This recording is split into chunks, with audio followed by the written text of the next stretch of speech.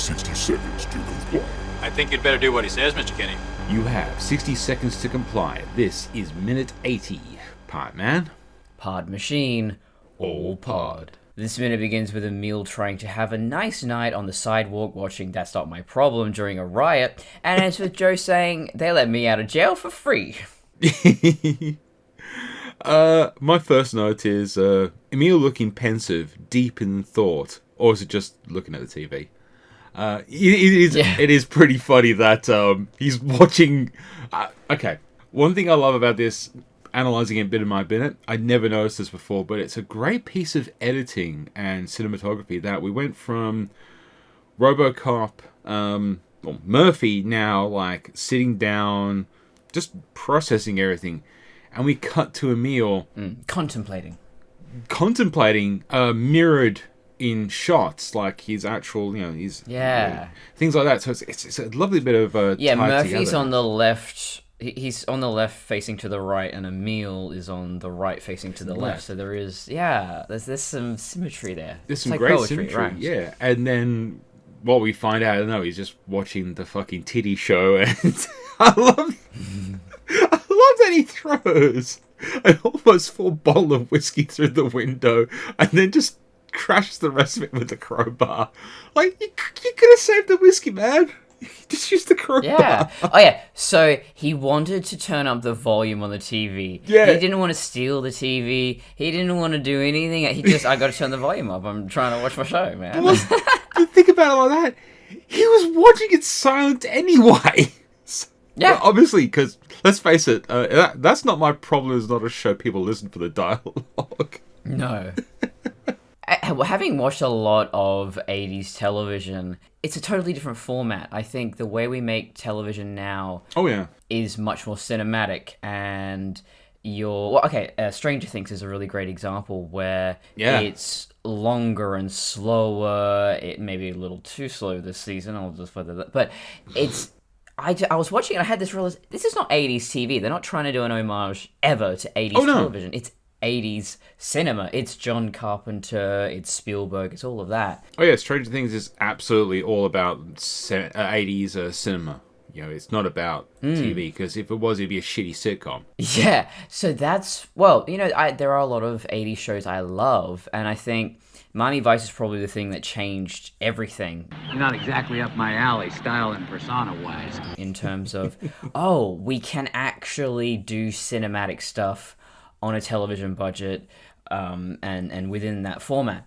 Whereas, I love MacGyver, I love Knight Rider. You look like crap. Fuck you, kid! Which, their action, their adventure, they could be quite cinematic, but that's just not how television was done back then. Oh, Airwolf is another one.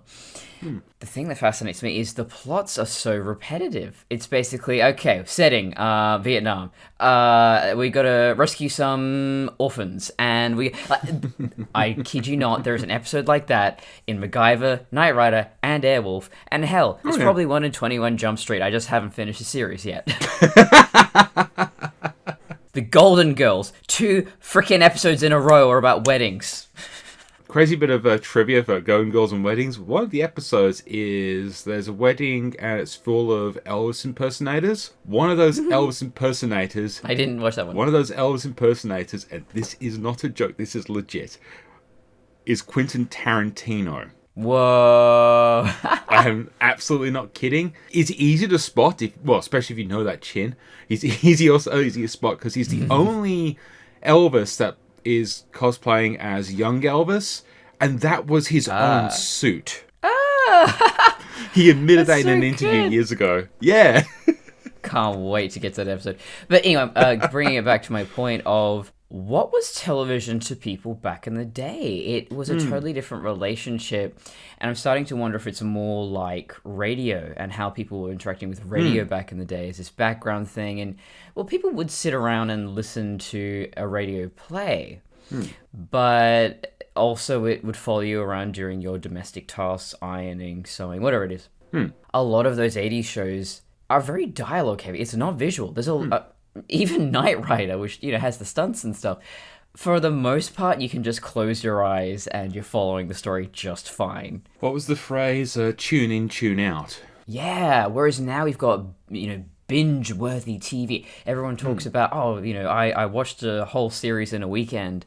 So it's a totally different way of engaging. It's not passive, it's quite active. And I think the internet probably accelerated that because we're talking about it and we're making fandoms around shows. Oh yeah, like the probably one of the best examples of that is Game of Thrones. You know, later seasons being its own thing, but in the sense of like having to be not necessarily in America, but like especially in places like Australia where we weren't getting these shows at the exact same time as the other countries, so it became a thing to keep up. You had to be pirating this stuff, so it's one of those things where like the zeitgeist and water cooler talk was such that you had to be. But that was also TV back in the day as well, especially for like what's that show, Dallas. The whole thing with like who shot JR was like a huge deal.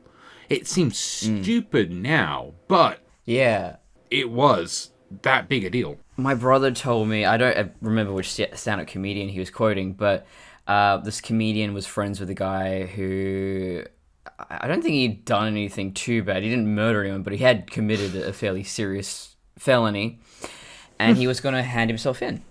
But he had to wait until he'd finished watching the Miami Vice series finale. He had to see Crockett's wedding, and then he turned himself in. I honestly forgot that was a thing. Yeah, the last season of Miami Vice. I don't look forward to getting to that. It's getting worse and worse, but I keep coming back because I think a lot of those shows, they are disposable, but it really thrives on the strength of the characters and personality. It's about comfort. It's disposable, but it's really comforting. You love these characters. You want to come back again and again. Whereas I think modern television is trying to be more challenging. It's trying to be long-form storytelling, which is all great. But I think there's a happy medium between the two extremes.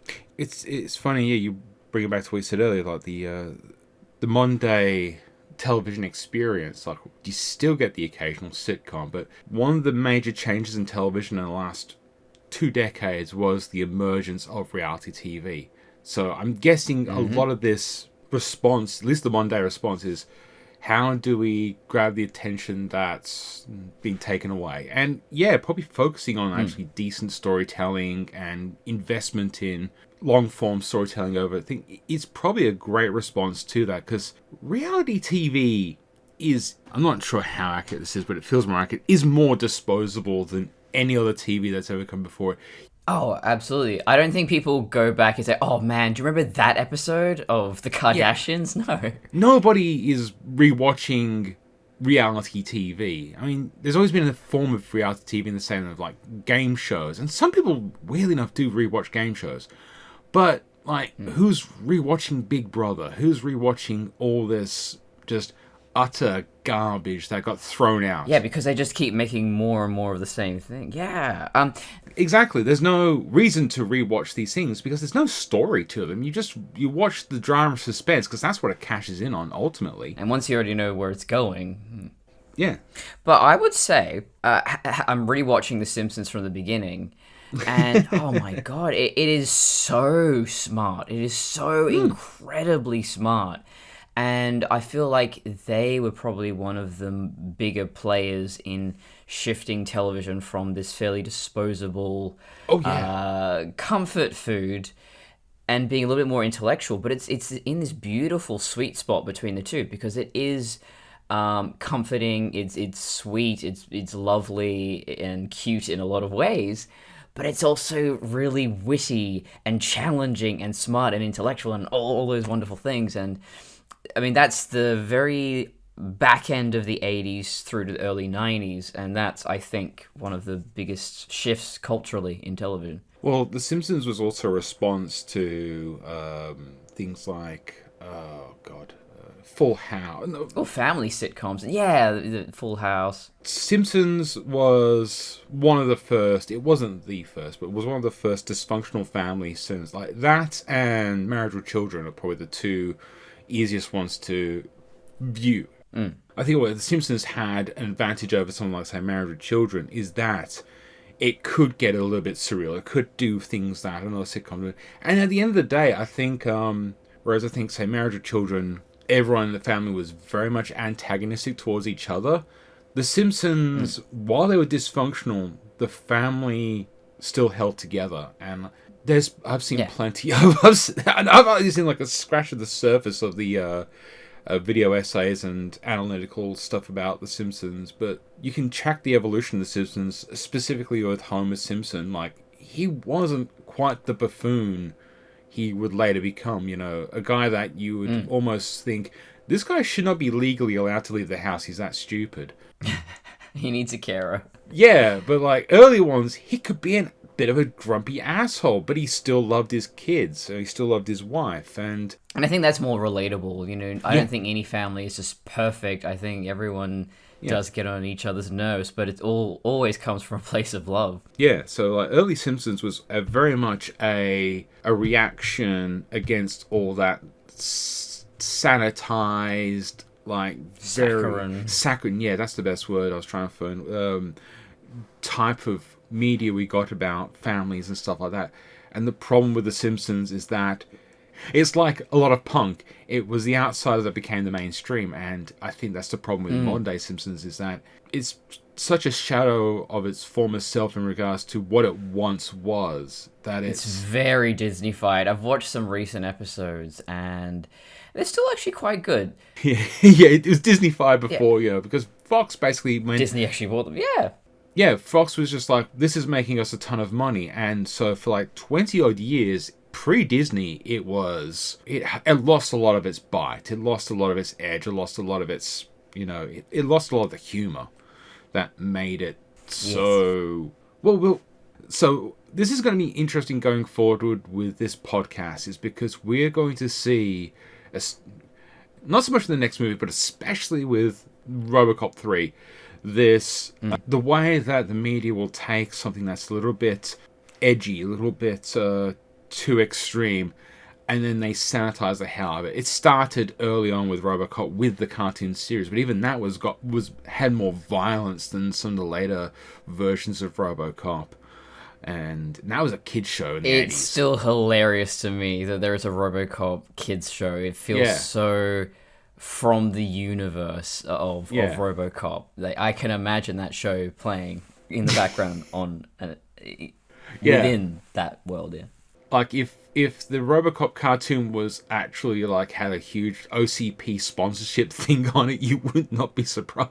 He'd be on a parade float. He'd be selling the fucking RoboCop toys. Yeah. Well, that's it. So what's that Jingle All the Way? Oh god, I don't remember. The Arnie one with the superhero. Turbo Man. Yeah, I'm just thinking of. No, my brain went to somewhere else. But yeah, it's always fascinating when you get something. And remember, we're talking about a movie where a lot of people dismiss this movie because they just saw it as we keep bringing up a dumb action film, and it is so late and it's survived so long. You know what? This is such a tangent, but I want to know what Alan Moore makes of RoboCop, because I think this is the same thing that he deals with in his own medium, is that certain genres have a certain stigma around them. And he's got a really interesting take, because he says, well, I explored where you could go. Oh, have the deep Alan Moore voice. So, yes, the Warlock voice. Yes. I explored where you could possibly go by making superheroes dark and serious. And my whole point with Watchmen was showing, isn't it silly? Isn't it ridiculous? Isn't it pathetic? And then people took that, like Frank Miller, and just went, look, it's so edgy and cool. And then Zack Snyder comes along and, we don't mention Zack Snyder on this podcast. Rorschach's the best character ever. Yeah, it's totally missing the point of the satire. And it's the same thing with RoboCop, where no, he's not a superhero. No, he's not meant to be a thing you aim at children. He's not this easily accessible concept. He's supposed to be satirical, and no one in the world seems to fucking understand that concept. Well, this has always been... I'm not sure if we brought this up before. I keep meaning to do a bit more of an in-depth dive into this. Not necessarily in this podcast, but somewhere else anyway. Is the problem with satire is that if you do it incredibly well, a lot of people don't get it. Like sometimes it's Yes. just too well done, and people don't get it. And that's same. This is actually a problem with RoboCop. Yeah, it's kind of an Emperor's New Clothes situation where these people buy into this idea and just like, yes, that's exactly what I meant. Sure, no, it's not. No. So the thing is, the modern version of the Emperor's New Clothes is that the kid at the end of that who points out that the Emperor's not wearing any clothes would probably be shot down by Fox News by daring to contradict the illustrious nude leader. Yes. But like, I brought it up a long time ago that in the commentary that they screened this movie to police officers in LA, and they love the ever-loving shit out of the cocaine factory scene because they want to be able to literally beat up criminals the way he did. Like, again, that's one of the problems of satire, is that sometimes... It's cathartic, I suppose. Well, it's more the fact of, like, the Miranda rights exist to protect innocent people, but it also restricts this whole thing of, like, we can't just beat confessions out of criminals. And a lot of cops want to do that. That entire scene... Yeah, when cops love Judge Dredd or the Punisher, any character that is basically judge, jury, and executioner all in one, it assumes that any law enforcement officer, or even any system of law enforcement, has a 100% flawless way of determining who is innocent and who is guilty, which is physically impossible. Yep, and that's exactly the problem, is that these people want... they want to be able to have unrestrained violence. They just want to be able to beat up... This film was like an American problem, where it's like, they see movies like RoboCop where, like, you know, they know that there's a bad guy and they can do whatever they want to do. And it's like, reality is not quite so simple. And we know this because of the amount of innocent people that have been killed by the death penalty. So, yeah, fucked. Now we've laid all that groundwork, I think that actually ties neatly back into what I was going to say about the That's Not My Problem show, is that, so it's not sanitized, but it's not reality TV, and it's not really dark and angsty. Yeah. But it's in this weird middle ground of, it's still a sitcom, but it may be showing us how much cultural norms have changed, that this is just considered light, silly entertainment. And to give further context, in this scene, I believe it's, what's his name, Bixby Snyder. Yeah, the main character. Bixby Snyder. It's his birthday, and one woman appears to have hired the other woman, possibly a sex worker? We don't know the context. And then he says, "Can I have you both?" And they laugh and obviously agree to this. And you just go, so is that normal now? What is this? No, it gets even better. The line they say, because I've wrote it down, is, "We've had our shots." What that's right. the fuck does that mean? Yes. I mean, he has rabies, obviously. I'm not... Yeah, I wrote that down because I was just like, hey God, what the fuck? Yeah, and obviously in our reality, such a show would be, even now I think, it would be so controversial, or it would be kind of an Adult Swim thing where it's deliberately satirical. But the fact that this is the most popular show on the air in the RoboCop world, it's fascinating. And again, this is just a little background detail, but you can pull so much out of how you choose to decorate your backdrop, your city, whatever it is. The fact that it's turned up 3 times within this show, and everyone that's watching it has been a cishet male, white cishet male. Well, we assume. Yeah, we don't see women watching it or responding to it. So, is it a show that some people hate? We just don't really see that context, I should say. The wife of the deli drugstore, whatever thing earlier, she clearly did not give a shit about it. No, but the men, they find it so damn funny. Yeah, okay, now I'm wondering. So, Is it a case of it's harder to get access to pornography and that kind of stuff? So even just like a little bit of titillation is what's engaging them? Because I can't figure out. Obviously, in our reality, we live in a world of Pornhub and a lot of niche and questionable content freely available everywhere. If this was the HBO version, they would definitely be topless.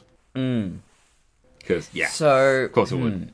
So I was going to say, it's telling that the only two things we see on the television in this movie is media break, a very... what's the word? Very corporate entity, very sanitized news network. Something telling the corporate message, and also just surprisingly chipper about horrible events. Exactly. And then on the other hand, you get this goddamn show that clearly more people want to watch. We don't see people watching media break. It's so funny to me.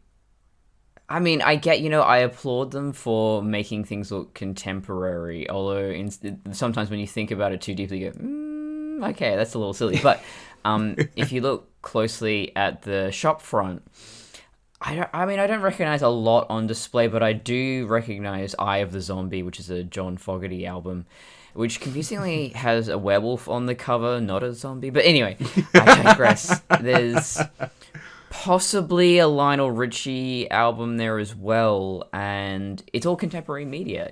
Nothing futuristic, nothing made up. These are all real examples of records that were being released around that time. So I'm jumping a bit early into the commentary, but this was an actual real street, so that could have been shit they found there.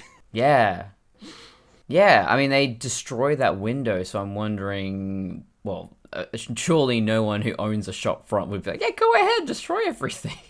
That's fun. That's the thing you mention that now. You think you have a shop front with, for 1980s, high-end television gear. Why don't you have bars in those windows? Well, good question. Maybe it was a nicer neighborhood than Detroit. But they have 2 break-ins a week. Yes. But yeah, I wonder, is it just simple convenience that they didn't go ahead and have the art department create a whole heap of made-up album covers? That would be a lot of work, especially That would be a back lot of then. work, yeah. And you don't see it clearly enough. RoboCop wasn't like a huge blockbuster budget or anything like that. That's one of the reasons why a lot of this movie was shot on location. And so going back to what I was saying is that this was a real street in Dallas that was going to be demolished. So that is why science fiction is one of the hardest things to film. Oh, and maybe period stuff. Because you don't just... Everything you put on in that frame, you are suggesting exists in that world. And therefore, you sort of... you have to construct everything. And unless you're a Kubrick, a lot of people just can't do that. And... oh, God, there was a really interesting example, but... Blade Runner, which I also review, and Tron Legacy. Those are huge budget movies, and everything was made for those films. So you don't come across that too often. It's just, yep, this is the world of Blade Runner, this is the world of Tron. There is no ifs, ands, or buts about it. But something like this, or The Matrix, because they filmed that in Sydney. So there's a lot of Sydney-esque things that stand out to me, and I'm going, well, yeah, because unless you completely digitally made that world, how do you totally control the environment? You can't. Well, the interesting you bring up the Matrix, because it's got the best of both worlds, because all the Matrix stuff, because it was deliberately set in modern quotations, modern day, they just could use found locations, stuff like that. It had a modern day feel, but when they went into the real world, it was 100% manufactured, because it had to be a constructed reality. This is a reality hundreds, if not thousands of years in the future, where and it's all set on this dingy little ship that was designed. So how depressing that society was stuck in the 1990s forever. Oh, that's like Agent Smith's best line. It's like, this is the reality you kind of kept yourselves in. So, fuck. He's not wrong. But this is pre 9/11 as well, so. Whoa. Yeah, because everything is 80s now. is this it? Is this, we're just going, when we enter the Matrix, we're just going to be so stuck in our fucking love of the 1980s that everything is just going to be 80s forever, for thousands of years. Like the Egyptians, you know, they had one style for thousands of years. No, because corporate America wouldn't allow that much color. Except during Pride Month. Yeah, but it's like now, just after Pride Month, it's gone back to grey, so fuck them. Bad bastards. Side Robocop. note. Yeah, Sorry, go Robocop. on. There is something about wet streets in the nighttime on film. Beautiful. Just love it. No, it's called a lot of bounce light, especially with neon. Again, the 80s. So my last note was just that the rest of the gang, of Bodica's gang, show up, and we see a close look at 6000 SUX, and it doesn't look too bad, actually. I've got a few more notes than that. So this is the last shot we ever get to see of Bixby Snyder, not only in this movie, but in the entire franchise. RSVP. In a deleted scene from the script, I can't remember if we talked about this before or not, but I'll reiterate it. There's a deleted scene at the end of the movie with the media break section that I'll read directly from the wiki. Jess Perkins reveals that Snyder had been arraigned on charges of exchanging job security in his show for sexual favors from underage co-stars. Oh my god. Yeah, that hits hard in the post-Me Too world as well. Yeah, very, very topical. I'm not sure if this was a direct reference to Old Dipshit, but it could also just be the fact that that's just lampshading how toxic the media environment is. Like that's been like that for decades, if not 100 years or so by now. The other note from the wiki is, I think I talked about it in the last couple of minutes, is there was an unproduced script, RoboCop 2, The Corporate Wars. Snyder had become the President of the United States 25 years after the events of the first film. There's some other notes on there about the actual catchphrase, but I won't go into that. One thing, wow, it didn't really notice until, again, rewatching this over and over by the minute. When Clarence asks Emil about how's the Grey Bar Motel, that's a great description. Yeah, I like that phrase. Yeah, his response is, not bad, they'll let me keep the shirt. Nobody popped my cherry. And it's the nobody popped my cherry pit is when like Joe turns up, so it's just underneath that roar, that SUX. So it's like, oh shit! Damn. But here's my thing with Emil. The last time we saw him, he got busted up pretty badly by RoboCop. Literally wrecked his bike into another car and slammed across the street. He's still got some of that scarring. Gets worse for him in the future. Oh yeah. So much worse. Can't wait to talk about that.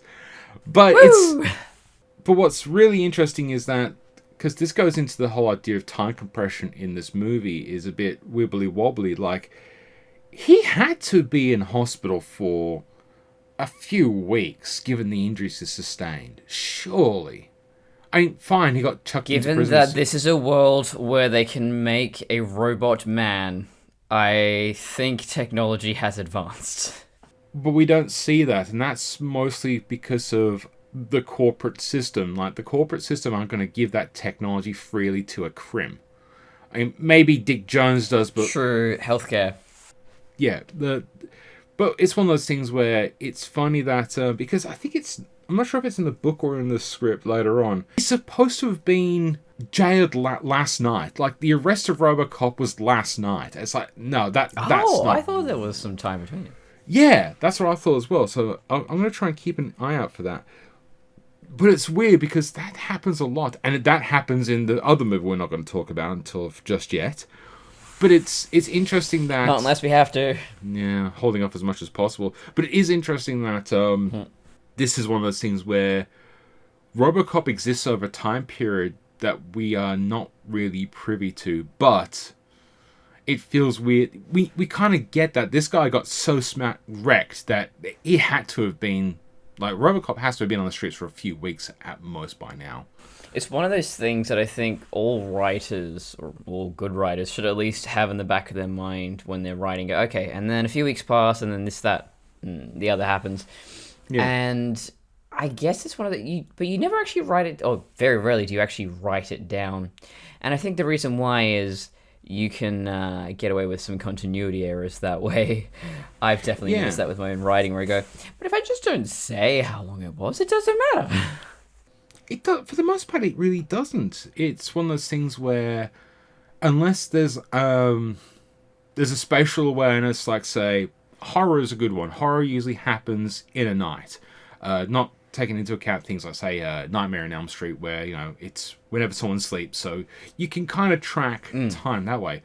But, like, a typical closed room horror film happens in a night. So it's not that big a deal. A movie like this... Yeah, that's a good point. And now that's actually making me, I should take note of that, because one of my stories is a horror. It's an exploitation horror, actually. Well, if you think about it this way, if you're being chased by a monster, you're not being chased by a monster over a sequential period of time. That's, the tension's probably... Unless it's Christine. That's the thing. So Christine was taking down every bully one by one. So you can have that sort of thing. Or I think Jaws does the same. Same with Nightmare on Elm Street, because it's different victims, but if it's the same victim, the same perpetrator, unless it's like a psychological thriller or something like that, which is different to horror. Are you saying that Friday the 13th is a speedrun version of Nightmare on Elm Street? No, I'm saying Nightmare on Elm Street is a games done slow version of Friday the 13th, because I know my chronology. I love the concept of games done slow, to be honest. God damn it, H-Bomber guy. Anyway, so yeah, it is interesting how we have this thing of temporal awareness in movies, where sometimes this movie doesn't really need it. Like, you don't expect this all to happen, so it's weird when in the script they turn around and go, this happened within this, like, a week or 24 hours, and it's like, no way did all this shit happen within, like, such a small amount of time. We'll get to that in the fucking remake. I think I brought this up last minute. This scene actually comes later on in the book and the script. This comes after the targeting realignment portion. And I'm so glad they rearranged this, because going from RoboCop's reveal to Murphy and his getting of the news of his family, to then doing the targeting thing, to this breaks it up brilliantly. We allow Murphy and Lewis to have their somber moment off screen. It gives room for the movie to breathe. I'm surprised when stories have bad pacing. Because to me, it just feels like, it's like singing in key or dancing to the rhythm. You just inherently know, this is how it should be moving. And I have to wonder if a lot of issues with pacing actually come down to studio interference or someone else having different demands of, but this actor needs more screen time, but they don't have anything to do. Just give them more screen time. Oh, okay. Oh, yeah, that happens a lot. I reckon this happened in the editing. They probably shot the script as was. Well, of course they will. That's just how it happens. But I reckon when it came to editing, they switched these scenes around, because they reckon that from an editing point of view, it helps break up the pace of the story. We're not sticking on one group of people too much. It intercuts very well. Plus, it's one of those things where it goes from RoboCop, sad moment, to the chaos, cut back to RoboCop, and then they turn up. It flows so much better than how it flows in the script. Like, it's way too much RoboCop in one big chunk, way too much. And yeah, you're leading from the bad guys coming up and finding RoboCop to the bad guys to RoboCop and then the bad guys. So it's structurally a lot better. That being said, there's not much difference within the script and the movie, and the book doesn't do much more. It's a bit more about the internal thoughts of Emil, and I'm not sure that was not something really needed. Apparently, he was coked up to the nines, and he doesn't quite know if RoboCop was real or not. So, That's interesting. I mean, that's the thing with books, and I'm going through all of Stephen King's right now and comparing them to the film adaptations, and there are some times where I just go, "But why did you add all this extra stuff?" And Speaking of someone who's on coke, I mean, yeah. Well, sometimes I think it is beneficial where, I mean, okay, you wouldn't do that in a film, but yeah, in a book, you do want to stretch some things out to sort of paint the story a bit more and you get into the characters' heads and what have you. But yeah, no, there are other times we just go, I don't see the point. I guess for a novelization, there is a page count you got to pad out and the classic novelization padding. Yeah, and you got to keep yourself interested some way. Yeah, so it's one of those things where it's easy to just dip inside a character's head for 5 minutes, and it doesn't really do anything. It doesn't really move the plot along, and I don't get a sense of that from the actual original movie or the script. Like, Emil was off his head. He's just an asshole. He's a bad guy. Yeah. Just does bad things because that's who he is. I don't think we really need to have a complex deep dive into the psyche of Emil. Yeah, I mean, there's people like that in real life. They're just douchebags. There's no tragic backstory. They're just douchebags. So, just quickly nipping into the commentary, and then we'll move on. Just a couple of quick notes. So this Ennumire obviously points out that this scene is used to demonstrate what the weapons are going to be used to kill RoboCop, the destructive power. We're going to go into that more next minute, because, oh dear God, I can't wait to talk about that. But Ed gets known that after the shooting of this, Paul turned up to his house, and he was apparently utterly giddy. The production had a ton of fun shooting this scene because of all the explosions, except they almost killed an actor.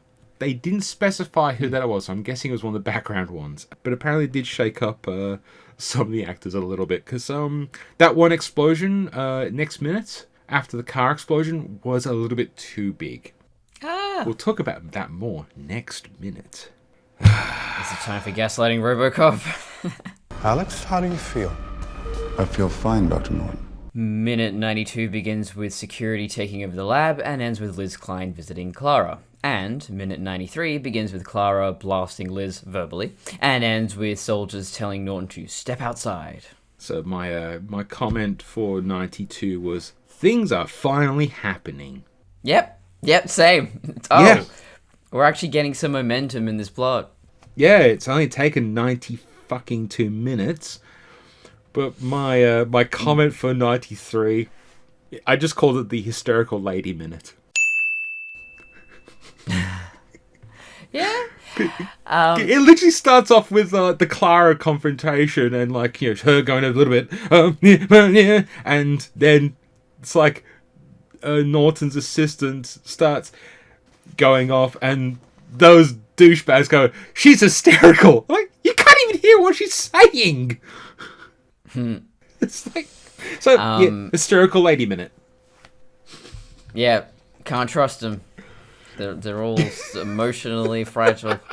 What I found though is it's actually strangely rewarding ? But to break down a bad movie and look at it closely, I found that what I'm realizing is, well, the individual parties are actually doing their best. All the actors, I'm actually finding, I actually quite like what they're doing. It's just the overall thing just doesn't come together. This is one of the problems I've had with Zack Snyder's films, is that the actors are doing their fucking best with the material they've got, and it's using the material they've got, which is god-awful. Same with this movie. I think the actors are doing a good job when they're allowed to be. You had Henry Cavill as Superman, and you squandered it. 3 times. Technically 4. He doesn't. I think he smiled once, but it was a CGI smile. So he's Superman, for fuck's sake. We couldn't tell over the CGI fucking lip. Now this 92 specifically. I know we bitch about the cinematography a lot, but my god, I think it's about 7 seconds in. Norton is walking down the stairs, he's talking on the phone, and it is the flattest, beigest thing I have ever seen since looking into a cup of cappuccino, It is just... Yeah, it's filmed at sort of sunset, which you'd think golden hour. Great, you get a lot of bright, warm tones coming through. No, they haven't. I think it's just gone past the ideal point, and it's like it's a little too dark, and they haven't brought any other lighting equipment, and it's like, fuck, just go. Yeah, it's almost, again, like Zack Snyder's cinematography, where, let's just keep all the actors' faces in shade. And push that contrast all the way up. See, I think that's the other thing with this goddamn film, is that if it wasn't so bad that the script is kind of shit and, like, the production's kind of shit, the cinematography is also just kind of shit. I brought this up on other things, but this is what I say about Morbius quite specifically. It's not bad enough to be interesting. That's like one of the biggest problems with this goddamn movie as well, is that I wish it was worse so I could probably find it entertainingly bad. In fact, but the problem is it's just so bland. My favorite Marvel movie, and I hate to bring up Marvel, but my favorite Marvel movie. This is an unofficial Marvel podcast. Yeah, everything is. It's the 2020s. Get used to it. But yeah, it's a Marvel world. We're just living in it. So my favorite Marvel movie is Venom, and even the sequel, Venom 2, because they don't give a fuck. They know it's ridiculous, and they're having the time of their lives. And that is what makes not even a bad movie, a silly movie, more entertaining, because it's laughing along with you. And it's also fun to laugh at a movie, but what isn't fun is, well, whatever RoboCop is. I'm not having any strong reaction one way or the other, and I think that is the worst thing art can be. See, I actually go to say that as a movie, I don't find Venom all that great. Like, as in, like that, I think it suffers the same cinematography problems as movies like Morbius. It's just really dark and bland. The story's just not great. The difference is that you've got Tom Hardy having the fucking time of his life, hamming it up as Venom in the best way possible, and he makes that movie just so good. And then you got goddamn Jared Leto taking it so seriously, and in the background you got Matt Smith being fun, and like, it's just not, it doesn't work. Make Matt Smith Morbius, fuck's sake. Oh god, that would have to put makeup on him, put a wig on, I guess, and that's about it. The thing is, Matt Smith is just playing evil Doctor Who, and it's just having the time of his life. Yeah, I don't think anyone in this movie's... I think Keaton and Gary Oldman are doing a good job, but they're not hamming it up. They're not really going all out. And I think if they had, maybe it would have bumped this up a few stars. Or at least half a star. Well, I think for what the roles are, I think, again, they're doing an exceptionally good job. I think hamming it up might have actually been a detriment to... Actually, that's probably too interesting for what the filmmakers would have wanted it to be. I think with Sellers, this is what we end up... A better version of what this character is what we ended up in Spider-Man Homecoming. Mm-hmm. Yeah, exactly. Just that kind of... That stuff that's beneath the surface is what was made... That one scene with Keaton in Homecoming where he confronts Tom Holland, Peter Parker, in the car... is still probably one of the best scenes in superhero cinematic history. Like, definitely. Neither of these characters are in character. It's all said it's all said like surreptitiously, but the message was there, and it's chilling and it's brilliant. Yeah, and that's why I think I switch off with a lot of genre movies and stories. It's ironic, I'm a big fan of science fiction, but there's a lot of them there's a lot of bits that I just switch off at because I don't care about the, space pew pew things blowing up, spaceships. I don't give a fuck. I care about ideas, I care about conversations, and so when you strip down these superheroes to their bare elements, like in that car, in that conversation, that is way more effective to me because there's the threat of the power. It's just beneath the surface, but it's not about seeing it play out. Yeah, it's... Just thinking back, that I remember sitting in the cinema and the reveal of Keaton is one of those things you're just there going, oh shit, oh shit, oh shit, oh shit. And you kind of like, okay, maybe he doesn't know. Because they're kind of like that's how kind of maybe they played it off in the first Spider-Man movie. But then when he turns around and directly talks to Peter, and you think it's just going to be the standard, don't you touch my girl thing. And then he comes out, flat out says it, and you're just there like going, holy fuck. It's so good, I mean, Keaton has played bad guys in the past. And I'm not talking about like Beetlejuice, he was he was a bad guy, but it's like, I'm thinking back to, say, like, I think the first time he played a proper full-on villain in a movie was Pacific Heights. That's like post-Batman and all that. And He's got them eyebrows, man. Yeah, so it's one of those things where Keaton can play a good villain. And, again, the actors in this movie... You want to get nuts? Let's get nuts. Yeah, the actors in this movie do a phenomenally good job. But the rest of it just lets it down. I'm not a fan of Norton as a character because I think he is just so ill-defined. And this is the moment in the movie where it's like, oh, he finally has an actual goal. A goal, allegiance. He's got a backbone. Yeah, I find him interesting in theory. And I've talked about why I think that character could have potentially worked, and we see elements of that in the film. He really could have been one of the biggest driving factors in the plot. And, in execution, he hasn't really, until maybe now. But, so yes, the Dreyfus Act is repealed. Sellers is watching that on TV. And he doesn't seem that thrilled. He just sort of, well, let's move to the next stage. So he's not being this kind of mustache-twirling villain. It's just, well, here we go. Here's the next step, I guess. Time for world domination. You almost, again, something about being hammy. You almost wish there was a bit more emotion to it, but it seems like even Maddox is a little bit like, okay, finally I can unleash my killer robots. Yep. Yep. It's just another day at the office. I just realized I didn't just call him Rorschach. I actually called him by his character's name, so, yeah. Wow. I mean, we've been doing it for 90 episodes, Well, 90 minutes. Well, 80 episodes, but 90 minutes we've watched this goddamn fucking film. So the bottom scroll on the news report, I just want to point this one out. I love it. Inequality in America proves Karl Marx was right. You think? I've unfortunately deleted those minutes because I just was like, yeah, fuck it.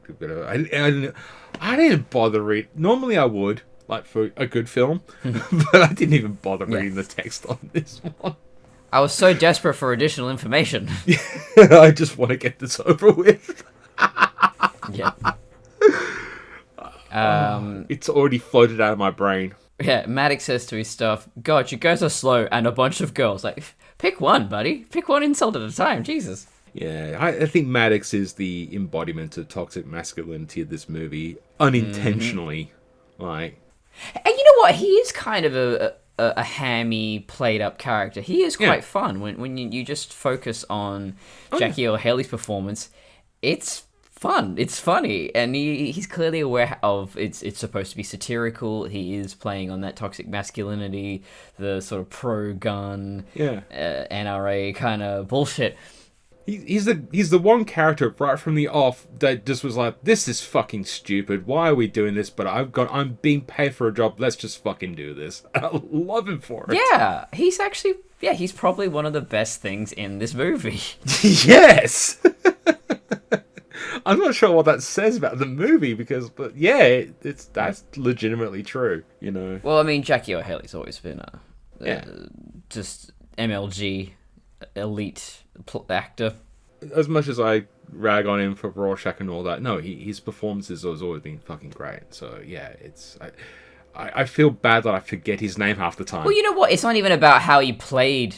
It's not about how he played Rorschach, because I think his Rorschach is bang on accurate. Oh yeah, but it's the way the film is filmed around that character. It's the framing of the movie itself, which is more Snyder's influence than Jackie's. So he can't control that. Yeah. He just, stand there, say what.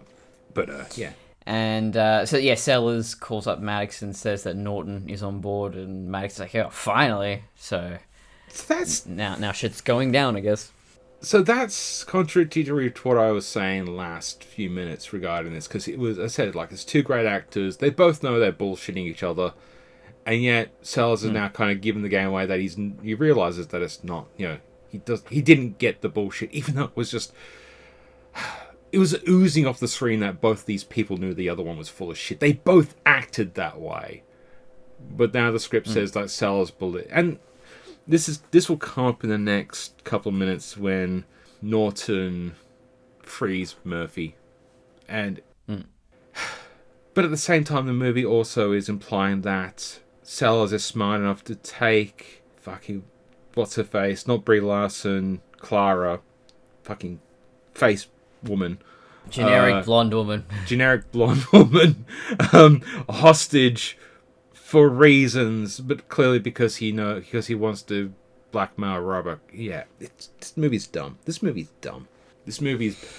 bad, and you should feel bad. Yes. So minute 93, you got the lab assistant, I can't remember her name, but she's doing her best to keep the soldiers out. Well, you're gonna destroy everything, you're gonna kill everyone, and she's pretending there's some huge danger to everyone around. Which is, maybe that's why, I'm trying to think of, it's such a common trope, but in those other movies where the soldiers just ignore the warning from the scientists, it's like, this is why this happens. Yeah, it's called American anti-intellectualism. No, it is a smart scene in the sense of like trying to distract the soldiers so Norton can sneak in. It just feels just so contrived. Like, yeah, this entire movie is just contrived. Because again, some good bits of acting, although God knows why there's why the emergency close the door button is above the door, right where a hand could be.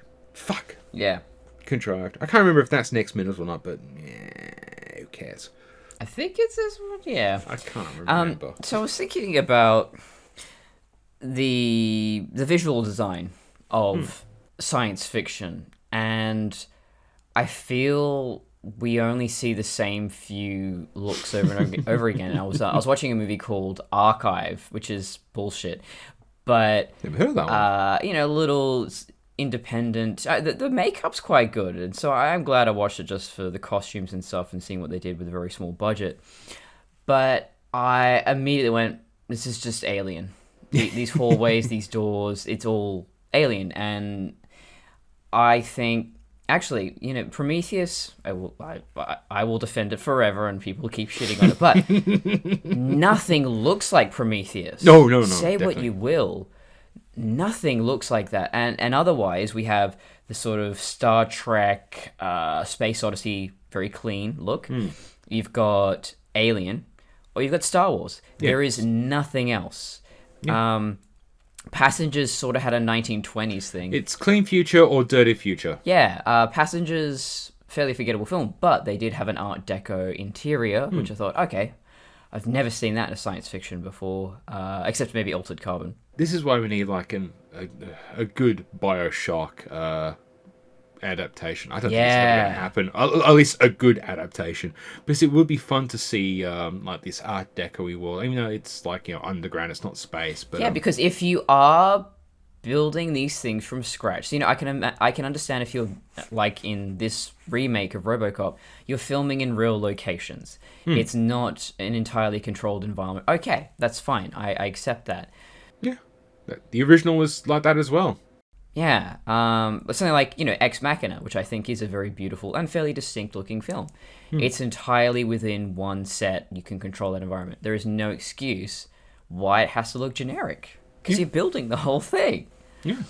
And in one of my science fiction stories, I'm thinking about it now, even though I'm a very visual person. It's a written thing, but I still like to think in terms of visuals and describe it so that people can visualize. And so it's set in Australia about maybe at least 30 years from now. And so it's actually all very... there's a lot of nature. So even within this house, there's a lot of indoor gardens and all that. And I want it to be sort of this bio-futuristic kind of thing where we're acknowledging, and this is real-world advancements as well, we realize that human beings need plants and nature and greenery, and it's so vital for our mental health. So these super sterile space odyssey environments just do not make any real sense. No, I'm just thinking back to, like, the space utopia that is Star Trek. Well, shit.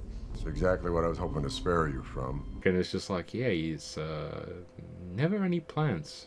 Then again, there's hardly any of it. Yeah. The colours are mostly in the lighting and the pipes, but like usually a lot of beige walls. Covenant does it a little bit. Well, to give credit to Star Trek TNG, there is usually a botany level or section or something like that. So you can. And I guess there is the holodeck, so they can at least pretend to be in these environments. But I think it's one of those things where if you acknowledge the realities, so the scientific or emotional, whatever it is, of living in those environments, I think that pushes design, that influences the design. And there is no... The pot plant on the bridge of the Starship Enterprise explodes. No apparent reason. It was in a red pot plant. Pot, I should say. RoboCop, approaching it from... Okay, the original, I think that environment and everything just so perfectly speaks to the world they're trying to tell us that it is. It is grimy. It is not too far from our reality. It's not that futuristic. It's grimy. It's gritty. It's wonderful. It's great. Okay, what's the remake telling us? These environments, these set designs, it's all very beige, IKEA catalog. It's not challenging us. It's not saying anything to us. It is just nice. Yeah. I think one of the biggest problems is that when we look at the original movie, we're constantly being told that, like, Old Detroit is a crime-ridden mess. This is why we need a RoboCop, because everything is in chaos and order, and that's the whole point of OCP's, like, whole big plan with Ed 209 and RoboCop is that, on the face of it, they're trying to restore order. So having a visual language where everything is visually in chaos, that works. What doesn't work in the remake is that we're being told that Omnicorp wants to have robots, drone, whatever, law enforcement to keep the streets safe. But we never see the chaos in the streets that they're supposed to keep safe. Every single time we cut to the streets, it looks like I could just step outside a normal day with nothing happening. So there's no visual language to tie this idea. And yes, it's like... I wish they'd leaned more into the fact that these corporate assholes want to just take over shit. But it never does. We keep getting told we need a RoboCop, but we are never shown why we need a RoboCop. And that's one of the key problems. Yeah, exactly. And the movie sucks. Yeah. So... I think that about covers everything. Yeah, where would the lovely viewers go and find you? You can find me at traviandesigns.com, Travan. I have not done any Covenant in a couple of weeks. It has just been full on lately. We had a major convention, so apologies for the lateness of this episode, but you've seen the pictures by now. If not, you can go find the pictures on Instagram and Facebook. Yeah. Oh, also, I forgot to mention that I think it was last week or the week before. Well, actually, yes, it was last week because it was my mother's birthday as well. Nancy Allen and Peter Weller have their birthday on the exact same day. I think it's the 24th of June, which is my mother's birthday as well. Very bizarre. Yeah. Happy birthday, or happy belated birthday, Lewis and Murphy. Yes. It was meant to be that they were in that movie together. And where can people find you? No, I'm just trying to think. I was just going to say, I'm fairly certain you've missed a couple, but who cares? No, I'm kidding. People know. Yeah, I was going to say, you didn't do your Instagram or YouTube, that's all. Okay. We can move on if you want to find the photos of our RoboCop costumes, that is on both our 60 Seconds to Comply Instagram or on my own, which is Courtney and Ivy. And you can find me not on Helios Photos. I've just gone and done a big rebranding called Painting with Night Photos. And you can find that at On all the social media places, Painting with Night, one word. Also paintingwithnight.com, where I have a blog and bits of my portfolio. And you can check us out on Simplecast, Spotify, Apple, Google, YouTube, those things. Links below. And also like, share, subscribe, do all that bullshit. You know, look, we're 80 minutes into this thing. You know the drill. Go and rate and review and, I don't know, do something, shout from a cloud or, do some like, that sky paint, like sky cloud with the airplane. Maybe do one of them. Yeah, I'm running out of ideas. But until next time. Robocock. You seem to beat on that Robocop repeatedly.